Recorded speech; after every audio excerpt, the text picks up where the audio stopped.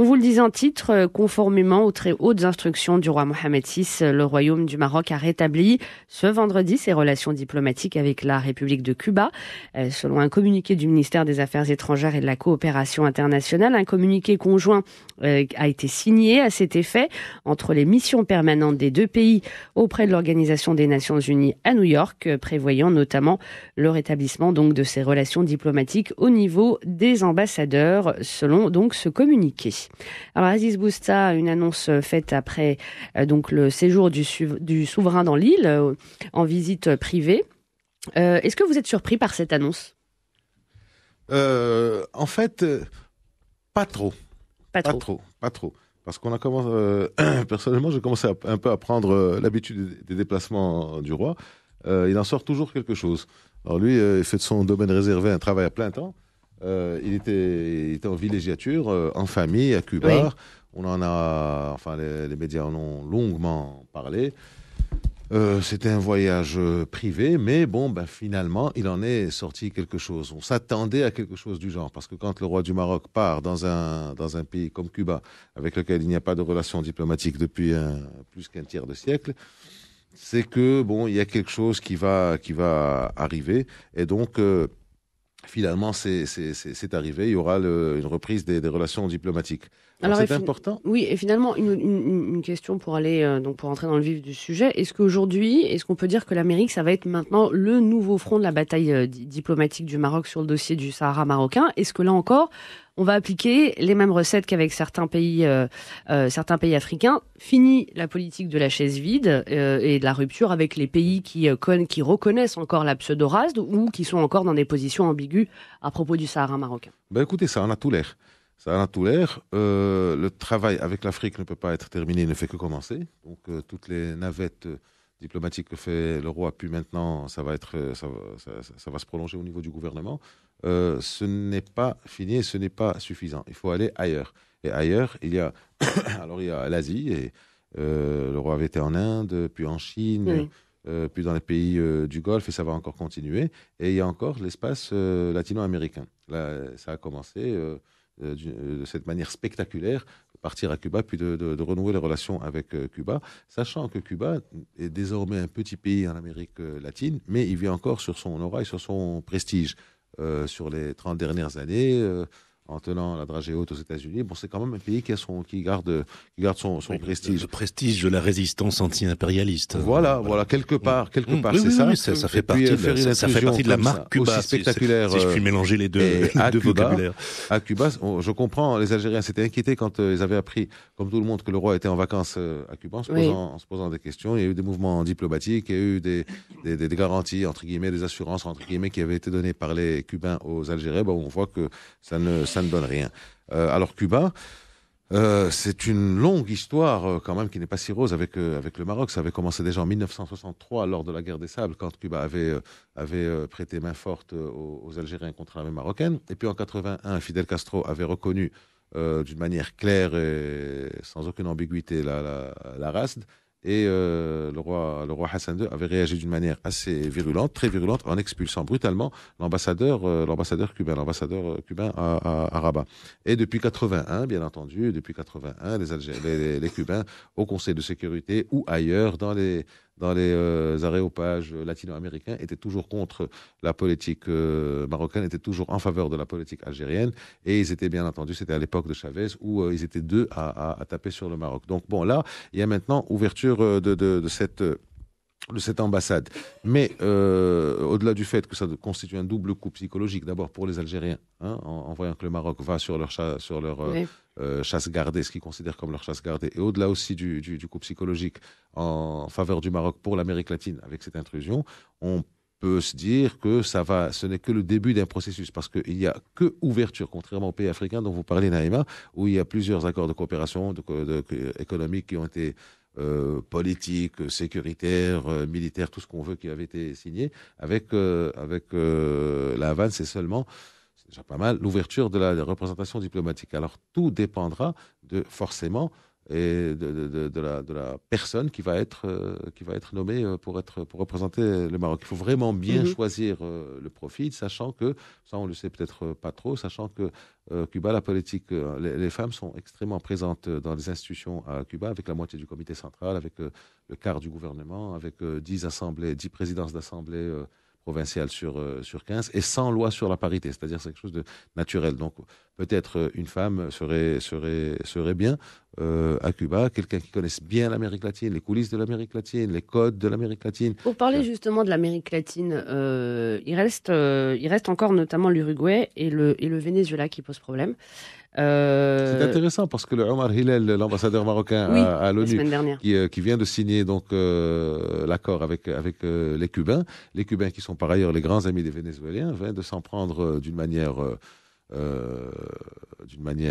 rugueuse. Il a répondu rugueusement à une apostrophe rugueuse. Oui. Une apostrophe rugueuse. Il n'arrête pas les Vénézuéliens. Bon, ils ont trouvé Omar Hillel. Ce jour-là, il n'était pas dans sa forme et il leur a sorti ce qu'il pensait. Et donc, voilà. Tout ça est resté dans un cadre diplomatique.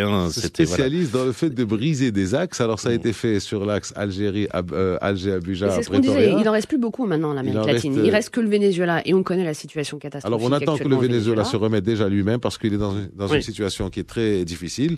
L'Uruguay, ça devrait se faire. Et il y a eu de la diplomatie partisane qui a été faite au niveau de l'Uruguay avec Ilyas Omar qui avait été en Uruguay à un moment pour expliquer un peu la situation. Donc c'est des attaques tous azimuts, quoi. C'est tout le monde qui s'y met pour faire passer les messages marocains. Donc on va voir maintenant avec Cuba, on va voir ce que ça va donner pour le reste. Alors Monsada Kalami, il y a eu aussi cette information, on en avait parlé la semaine dernière, la Suède qui réduit drastiquement son aide au camp de Tindouf à cause de soupçons avérés de détournement de l'aide humanitaire par le Polisario. Est-ce que, effectivement, définitivement, l'étau est en train de se resserrer autour du Polisario, mais surtout autour de l'Algérie et de l'Afrique du Sud, les deux seuls vrais restes soutiens, finalement, du Polisario? Alors, je pense qu'il faut regarder ça d'une façon un petit peu large. C'est d'abord le palais entérine le fait que la guerre froide est terminée, c'est-à-dire qu'effectivement ce qui répondait à des nécessités en 63 ou 75 dans un contexte où deux grands blocs s'affrontaient par petits pays interposés est terminé. Donc c'est ça aussi qui donne cette marge de manœuvre et cette latitude au Maroc de pouvoir s'asseoir à la table et discuter avec tout le monde, ce qui est une façon de conquérir le high ground moral, comme aurait dit Obama.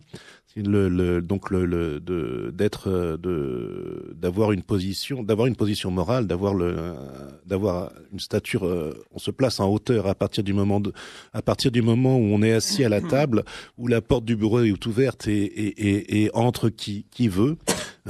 On a effectivement plus de poids et plus de force que lorsqu'on a seulement une chaise vide à présenter. Donc ça c'est un premier point. Sur les rapports avec Cuba, c'est un rapprochement qui s'est fait dans la longueur ces 10-15 dernières années. Et même au-delà des seules tractations onusiennes, il n'y a qu'à se souvenir de l'accord qui a permis au Maroc de bénéficier de cigares cubains pas chers. Ça fait quand même un petit moment.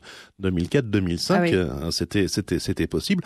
Bon, ce type d'accord, ce n'est pas innocent. Il faut se souvenir que jusqu'à la normalisation avec Obama de Cuba, de ses rapports avec Cuba, c'était impossible de trouver du cigare cubain aux États-Unis. C'était le cigare de Saint-Domingue. Donc il y avait tout un enjeu politique autour du type de cigare. Donc le fait que le Maroc ait dès le milieu des années 2000 trouvé un accord avec Cuba prouvait qu'il y avait un réchauffement, sans jeu de mots, des relations qui étaient en cours et qui étaient en train de se faire à sa vitesse. Ça s'est pas fait du jour au lendemain. Ça s'est pas fait du jour au lendemain. Ça vient, l'affaire vient quand même d'assez loin.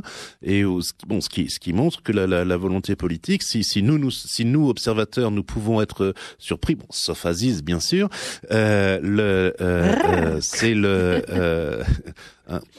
Mélanie, vous avez été surprise? Perturbée. Non, moi j'ai pas été surprise, mais moi j'aime bien ces marques d'amour dans la matinale. Donc ça sympathise. Donc tout ça pour dire que c'est important. Vous avez fait perdre une minute. Voilà, il y a eu un rapprochement pas à pas. Après, dans les couloirs onusiens, justement, il y a eu des prises de parole, il y a eu des échanges, il y a eu quelques échanges de bons procédés.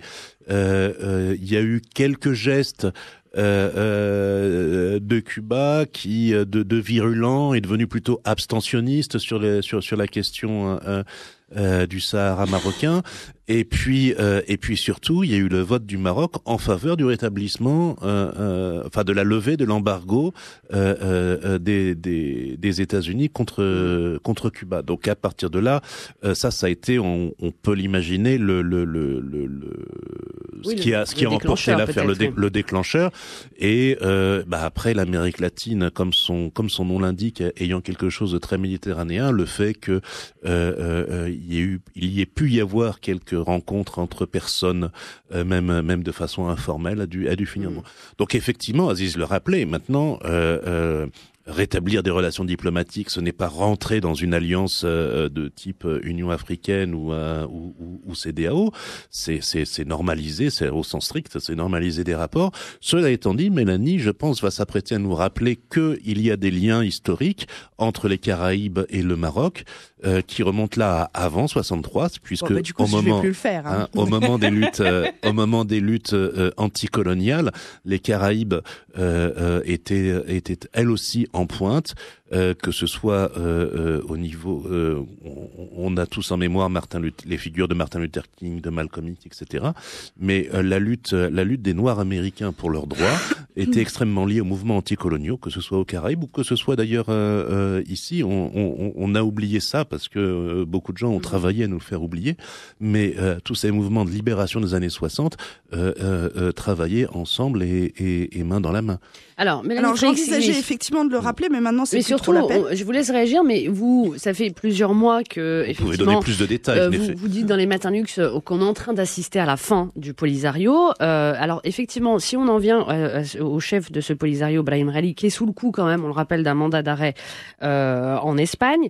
Si on rappelle aussi ces liens avérés entre Daesh et le Polisario, on peut se poser la question de savoir qu'attend encore les Nations Unies pour régler finalement un conflit qui n'aurait jamais dû voir le jour. En d'autres termes, de qui dépend encore aujourd'hui la reconnaissance internationale pleine et entière de notre intégrité territoriale? Alors, d'abord une petite réaction à ce que disait Murtada. Ce que j'adore quand Murtada nous parle de géopolitique, c'est qu'on dirait une danse de séduction. Donc c'est quand même extrêmement doux, des petits gestes, un petit pas en avant, etc.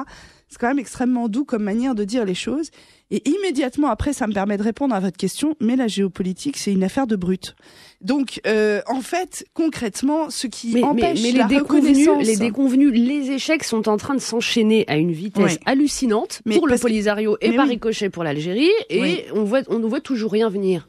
On ne voit toujours rien venir, et en fait, ça aurait dû être réglé depuis déjà longtemps si il avait été intéressant que cela le soit. Le Maroc est en train de démontrer une fois de plus avec cette affaire qu'il est en train de se positionner comme un acteur sérieux, et ça pose d'énormes problèmes à des gens comme tous ceux qui ont jusqu'à présent une politique, on va dire, de chaos plus ou moins contrôlée pour faire en sorte que les régions puissent bénéficier en termes de ressources naturelles aux puissants et ne soient pas trop en état de se défendre elles-mêmes. Donc en gros, si vous voulez, ni pour les États-Unis, ni pour une part conséquente de l'Europe, le fait que cette question du Polisario soit réglée est une bonne nouvelle. Donc à partir de ce moment-là, ça va continuer. Parce que c'est ça le problème, c'est que la diplomatie, c'est moins un pas de deux. C'est moins un pas de deux qu'un pas de brut. Et là, en l'occurrence, on est réellement dans cette dimension-là. Le Polisario était mal de toute façon dès lors que la Libye et l'Algérie ne pouvaient plus le financer. Donc ça fait déjà très longtemps, si vous voulez, qu'il est mal. Et par ailleurs... effectivement, les grands pays qui soutiennent le Polisario par ailleurs, soit on est en train d'en casser les alliances de manière assez intéressante, et ça je pense que mes amis l'ont déjà démontré, soit ils se retrouvent de plus en plus isolés dans des situations intérieures elles-mêmes difficiles. Donc à partir de ce moment-là, qu'il s'agisse de l'Afrique du Sud d'ailleurs, ou du Venezuela. Ou d'Algérie. Oui, mais l'Algérie, c'est une évidence, mais donc ça vaut même pas le coup d'en parler parce que la situation n'a pas considérablement évolué. Donc, à part le fait que le pétrole est baissé. Mais voilà. Donc, en fait, on est là dans un paradigme qui est toujours le même, qui est le fait qu'on est,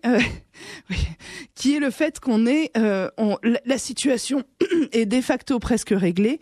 Mais pour qu'on puisse réussir à l'imposer comme une solution acceptable par tous, il faut démontrer, urbi et orbi, qu'on est des gens polis, sympathiques, policés, mignons, et qu'en plus on convainc les uns après les autres. On ne fait que ça. Alors on le fait que ça, mais pas tout à fait.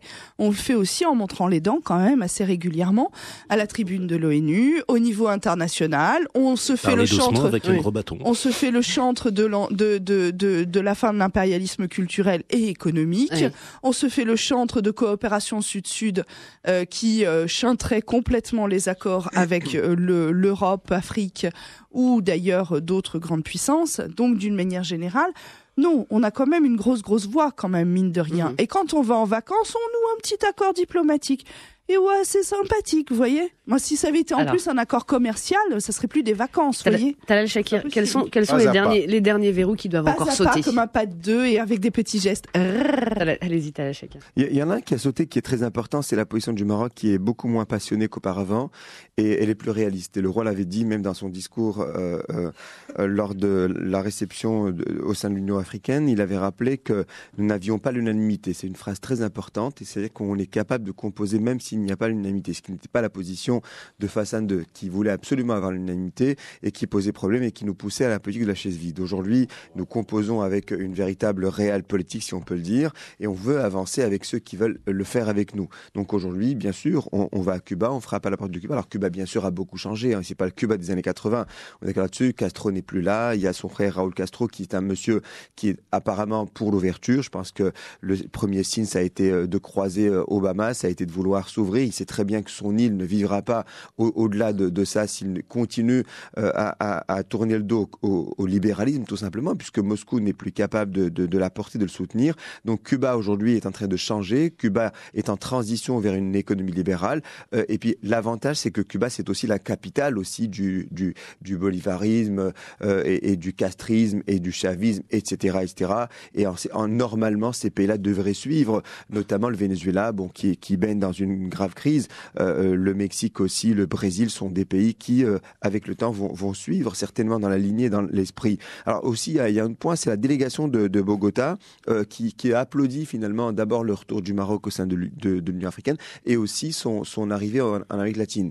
Donc, ce qu'il faut savoir, c'est qu'il y a beaucoup de commissions parlementaires qui ont des liens avec l'Amérique latine. La Colombie, exactement, tout à fait. Et nous ne sommes pas non plus orphelins en Amérique latine. Il y a un c'est ce que je disais. Il reste encore voilà, ces deux pays, Venezuela et l'Uruguay, qui posent encore un petit peu problème. Il faudra recevoir Monsieur Castro à Rabat, bien entendu, peut-être, probablement, pour qu'il comprenne et sache ce qu'est le Maroc et qu'on soit effectivement dans une vraie ouverture, puisque l'objectif finalement dans tout cela, derrière l'objectif bien sûr de souveraineté et de poser notre position et de bien rappeler à tout le monde et à tous ceux qui doivent le savoir que le Sahara est bien marocain, il y a aussi l'intérêt commercial qui est important. Le Maroc s'ouvre, il s'ouvre sur l'Afrique, il va s'ouvrir sur l'Amérique latine, il y a des échanges à mettre en place, il y a des partenariats à mettre en place, il y a des balances commerciales à revaloriser. C'est une très bonne nouvelle, bien entendu. Alors aujourd'hui, je crois que le monde change aussi, il faut bien le comprendre, vous parliez de verrou, mais les pays aussi sont en train de se déverrouiller, de comprendre l'enjeu principal, c'est qu'aujourd'hui, il va falloir se tourner vers une véritable politique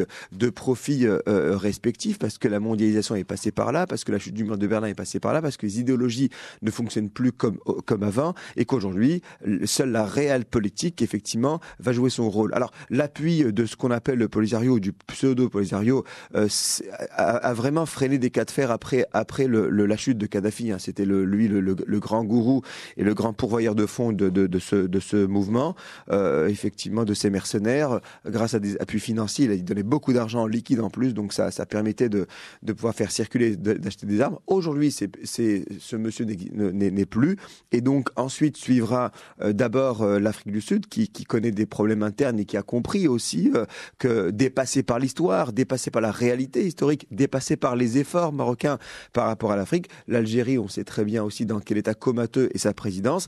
Donc voilà, ce sont des éléments qui sont importants, intéressants pour nous. C'est le moment de contre-attaquer, c'est le moment de faire pression et c'est ce qu'on fait exactement. Voilà, c'est le moment de faire pression, c'est ce que dit Talal Shakir. Aziz Bousta, effectivement, Mélanie Freixigli parlait tout à l'heure des États-Unis et de la Russie notamment. Si on Je n'ai pas parlé de la Russie, hein, mais bon. Alors moi je vais en parler. Bon, les États-Unis, la Russie, l'Union européenne, quand est-ce que finalement ils cesseront d'avoir des positions ambiguës, équivoques, non tranchées, alors que de plus en plus les faits sont accablants pour le Polisario et on le disait par ricochet pour l'Algérie.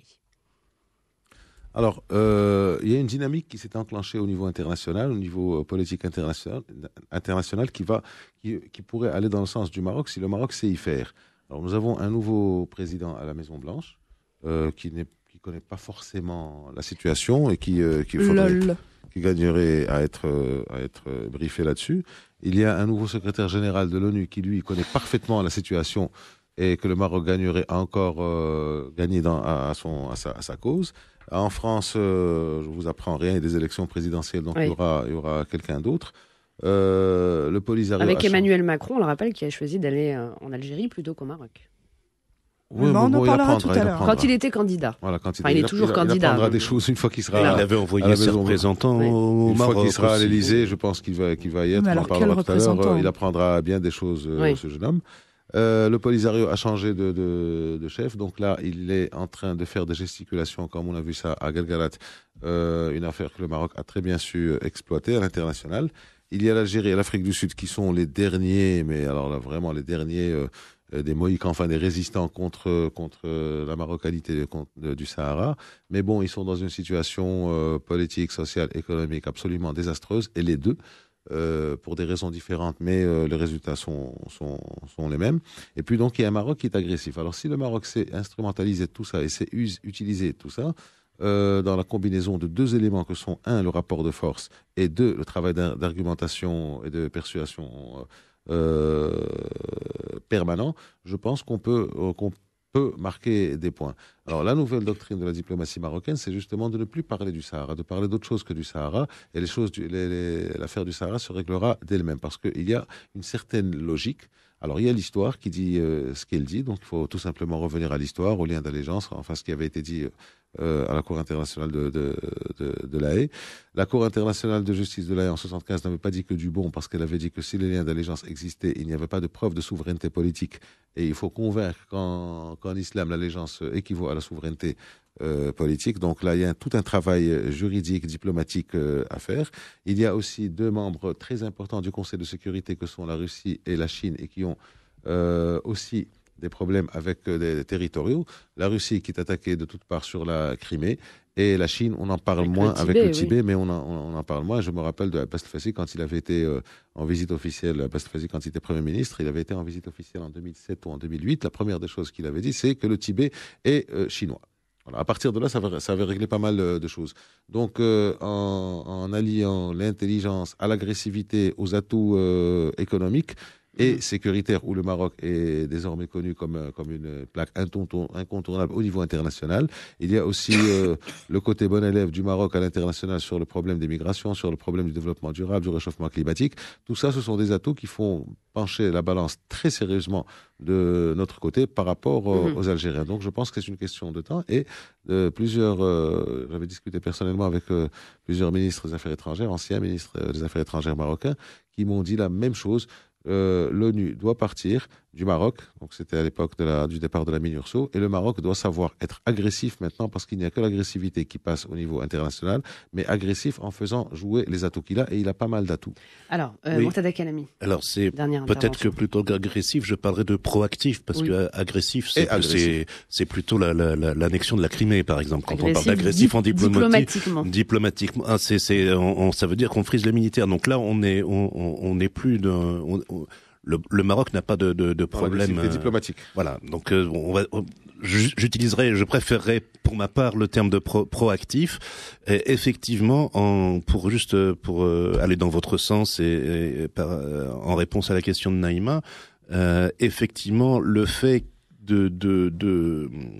de discuter et d'ouvrir les canaux de discussion avec différents éléments de l'ancien bloc de l'Est va permettre de faire qu'il ne va plus rester que sans doute 2 ou 3 pays qui resteront attachés à leurs anciennes positions. À partir de là, il est clair que les puissances, les gouvernantes de ce bas monde, donc que sont l'Union européenne, les États-Unis et dans une moindre mesure la Russie, auront plus de latitude pour soutenir les positions marocaines quand elles les soutiennent du bout des lèvres. Elles pourront s'avancer un peu plus parce que elles risqueront moins de rétorsions du camp dit anti-impérialiste. Mélanie Freixigli. Oui, tout à l'heure, je voulais réagir à ce que vous disiez sur il y a des preuves sur de notre bon droit, des faits accablants pour le Polisario. Moi, je vais vous dire, c'est pour ça que je disais tout à l'heure que la géopolitique, c'est une affaire de brut. Le bon droit et les faits accablants, tout le monde s'en moque au niveau international. Il faut être très très clair là-dessus.